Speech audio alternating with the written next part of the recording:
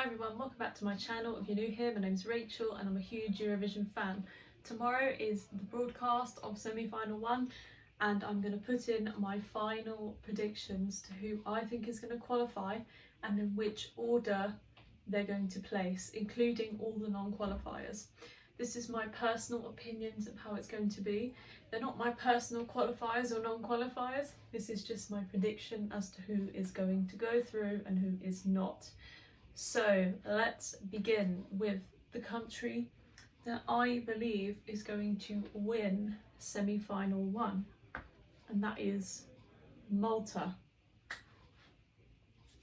So I genuinely believe that Malta is going to win semi-final 1 because of the positions I have put them in terms of jury and public. The juries are going to put this first, in my opinion. There's no other country in this list that the juries are not going to go for as strongly as Malta, because Destiny can sing. She's got such a strong voice.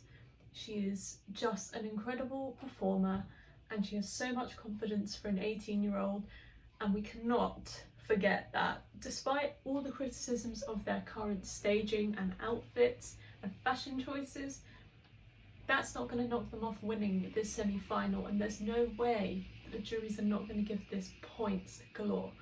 First with the juries, but third with the public. We all know that Malta struggles very, very hard due to them being a small nation with not very many neighbours apart from Italy, and potentially they could get points from Spain, but that is kind of the most in terms of neighbours. Their closest neighbour to the east of them is Greece, and there's not much connection there, so I do not see them getting any higher than third. But I think the electro swing feel of the song and also just her energy on stage will be likeable, and people across Europe will like this. I think they are definitely not going to bomb as hard as they did in 2019. In second place for the semi-final is Cyprus. This has come up in the rankings because of the rehearsal. Elena Segurinu with El Diablo. Spain will love this in the final, points will flow in. The problem is with Cyprus, it could be overstaged. Will the juries like this? It's hard to tell, but I think she's an amazing performer and she's doing literal acrobatics while performing and singing and dancing. I mean, she's throwing everything at it. She needs to be recognised for that, and that is why they are going through in second place. Cyprus are coming in here with the potential to finish in the top 5 in the final, in my opinion. If they can connect with the audience, that is key. They'll get at least 200 points, in my opinion. I don't think this will be a Tamta 2019 situation, an underrated and complete flop on the night. I have put them as third with the juries, and I've put them as second with the public. The public will hopefully go for this. In third place, we have Lithuania. This is the Roop with Discotheque. What a smashing piece of music. Bright yellow costumes, which no other country has been able to replicate this year. It's all pinks and purples and blues, and they've got this yellow, interesting banana coloured costume. Everyone is going to remember them. They're opening the semi-final, and that's why I don't think they're going to score as highly as first or second, because being early on in the running order is always a detriment, but I don't think it's going to completely knock them back. I've actually put them as the winner of the public vote in this case, and there's no way that the UK is not going to give them 12 points in the public vote. We've got a lot of Lithuanians living here, and also in 2019, Run with the Lions got 12 points from the UK public, so let's be fair, this will do well. So let's give Lithuania some love this year. So that is fourth with juries. This won't be rated as highly as Malta or Cyprus, but it will still do well because the fact that they are good at singing and they've written their song and they're very unique, their style is eclectic, they stand out. The juries should love this. In fourth place we have Ukraine. This is Goe with Shum, which means noise. This song is not noise. It sounds amazing. It's incredible. They literally are coming into this competition like no other country. 100% qualification record if you discount the times that they didn't compete. And they're bringing a piece of music which nobody else has brought in this competition. Let's be fair, literally no other piece of music sounds like this. Slavic folktronica, traditional tin whistle melodies, flutes, and then EDM from the 2000s kind of underpinning that as well. I mean, come on, this should qualify, and I'm so glad that in the betting odds it's gone up. I can't believe we discounted this in the beginning. To be fair, I always thought this would go through, and if you've seen my previous videos, I never once thought to myself that Ukraine's not going to qualify. So let's put them down gladly on this list. In terms of the split vote, I've got Ukraine here as 6th with the juries, which is respectable, I think. I think the juries are not going to shat on it because they will appreciate her vocals, Katerina, and they'll appreciate that the use of the traditional instruments and melodies. So, I mean, that's always done well in the contest. In terms of the public, I've put them as 5th. I think they tend to do quite well in the public vote, and this year is no exception. In 5th place, we have a fellow Eastern European nation, Russia. I myself thought this may not go through, but after seeing that rehearsal with that gigantic floating dress thingy, I mean, this is going to do so well. Vocals on point, lovely backing singers. I'm so glad that she brought those backing singers because they've got good chemistry together on stage. I like the backdrop they're using as well, and it seems like they've put effort into this. I'm so glad that she wasn't let down by her delegation, and I think just purely her persona, everything she stands for, this should freaking go through. And I'm so glad that in my estimations, this is going through. Russia in 5th. Split vote, I've put them as 7th with the juries. They're always let down slightly by the juries, but this time not so badly. And then I've put them as 4th with the public. This is going to do well. It's going viral on the Eurovision page. No way that this is going to flop. In 6th place, we have, you'll probably be slightly surprised, Israel. I think we need to watch out for this one, because when I was coming up with my ranking in terms of the split vote, I put them as 2nd with the juries, and I put them as 11th with the public. They've sent Eden Alain, who is an incredible vocalist, who is singing whistle notes, which we have not seen at the contest to these heights so far, and the juries will love this. They will go mad for this. Public not so much, because if you take away the whistle note factor and the good vocals, it's a very generic piece of music. Apart from the Mizrahi Jewish and Ethiopian Jewish slightly influences in there, there's nothing else USP about it besides the whistle notes. So I am putting it through. I think they are safe because of the juries, but the public not so much this year. In 7th place, I have put Croatia, which is well deserved. They've missed out on the final since 2017, and I hope this year will be the year they go through. I am absolutely rooting for them, and I think this will be a qualifier in both split votes.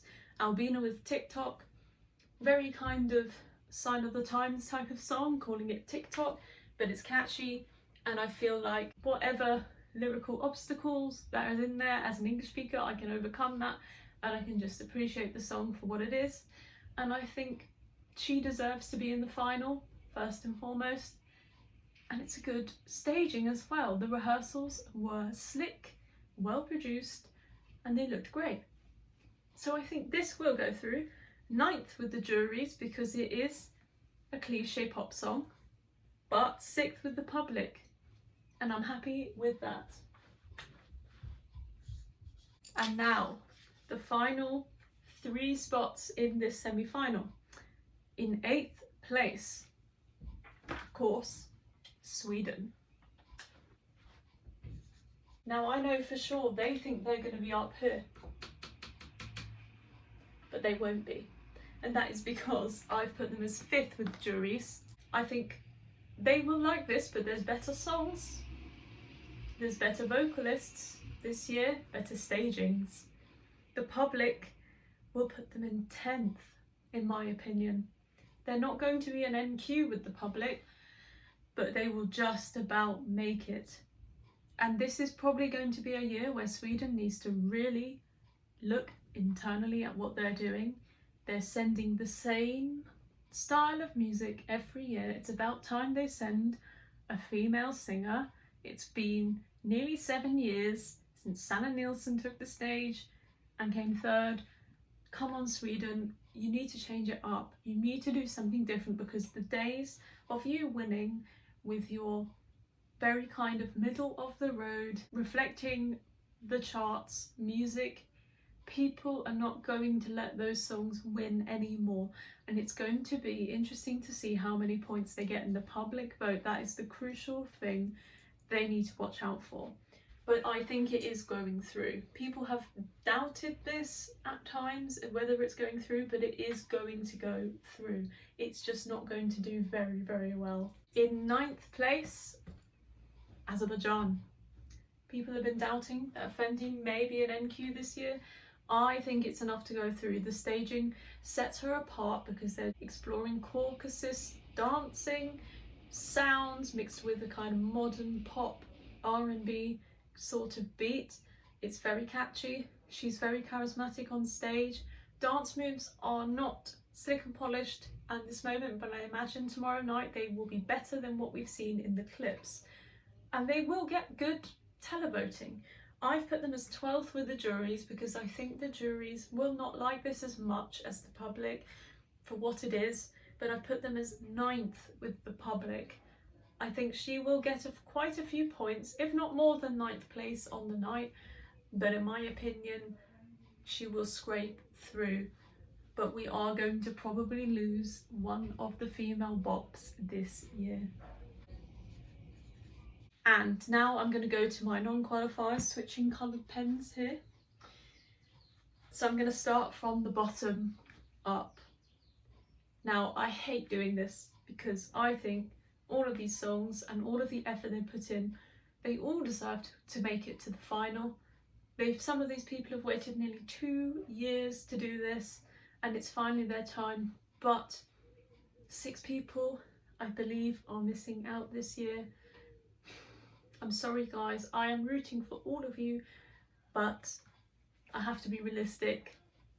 In last place, Slovenia. Anna Soklic with Amen. She's in the dreaded 2nd spot in the running order. The rehearsal looked promising, but the 2nd rehearsal, everything just looked a little bit plain on stage. The song is too bland to be liked by either the public or the juries. The only redemption she will have is her voice. Staging has not saved this song, and in my opinion, this is going to be 15th with the juries and last with the public. I'm sorry, Slovenian fans and people who like this song, it's my opinion. We'll see what happens, but I don't think there's any hope for this entry. In 15th place, I hate saying this, Ireland. I'm so sorry to all of the Irish fans watching this video. It's just no hope this year. The song is great, but it is very middle of the road, and I think it is overshadowed by a lot of the other songs this year.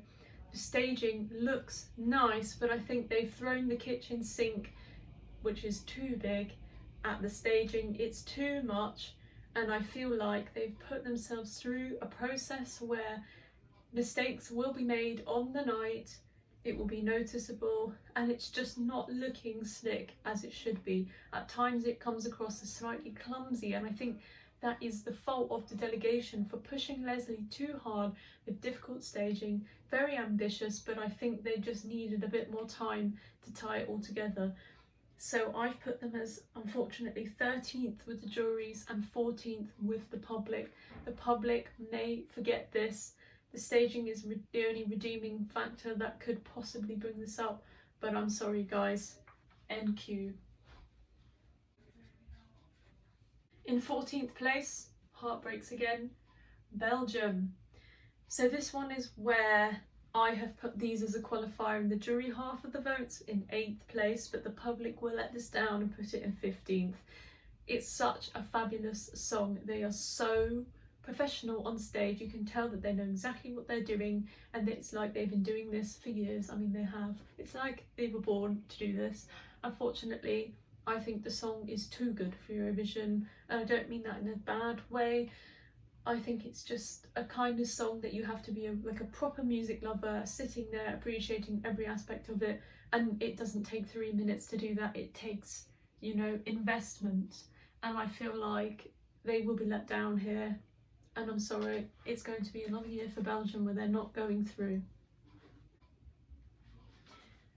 In 13th place, unfortunately again, Australia. I feel so sorry for Montaigne. She seems like she really wanted to come to Rotterdam this year, but it's just not happened for her because of the pandemic.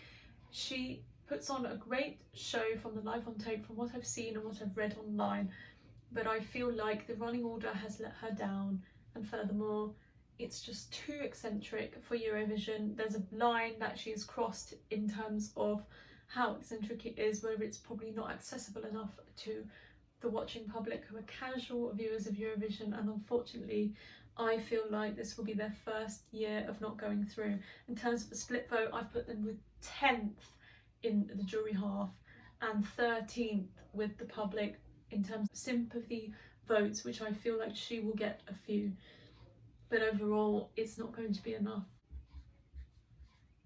In 12th place, Romania.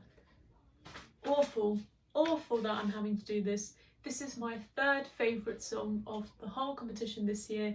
Roxanne is a fantastic singer, artist, songwriter. Everything, you know, she does is from the heart. She is just incredible. Unfortunately, the staging is just not good enough. It's not tight enough or strong enough, and I was severely let down by the clips that I've watched. I feel like this could have been better for her. They've thrown too much at her for her to do. She's running around the stage, she's out of breath, the vocals are just not good enough at this point, and the juries will just not go for this, and it's too probably avant-garde for the public to appreciate. In fact, they're probably going to think about Billie Eilish too much and see this as inferior to Billie Eilish, which in my opinion she is actually on par with Billie Eilish, but it's not going to go well for her on the night, and I'm really scared that this is not going to be good for her. But I'm being realistic here because I'm the kind of person that wants to get all 10 qualifiers on the night. I've actually been successful in 2019. I guessed 9 in semi-final 1, and I guessed all of them in semi-final 2.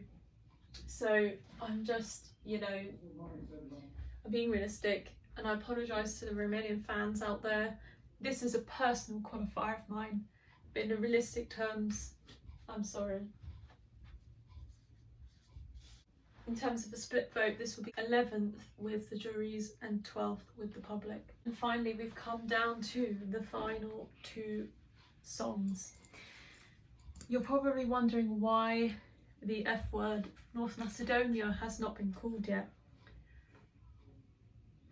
And I'll get to that point because North Macedonia is a red herring in this situation.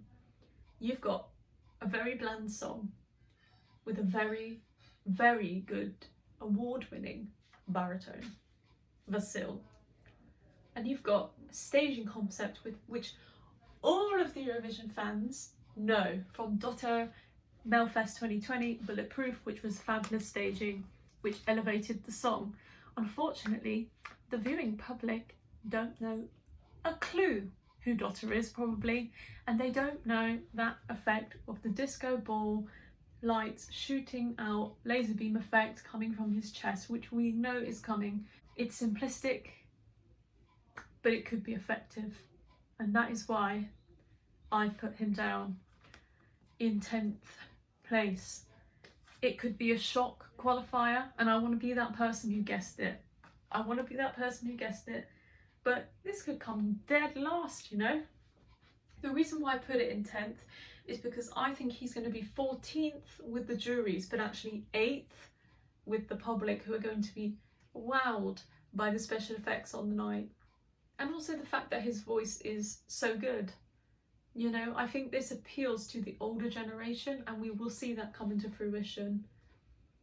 But I could be completely wrong. I just want to be safe here, and this is risk, but I'm going to take that risk. North Macedonia. My final non-qualifier in 11th place is Norway. And I'm sorry, Tix. Tix, you are fabulous. Your song is good. Not my complete cup of tea, but the music video is special. And I'm so glad that he told his story in the music video.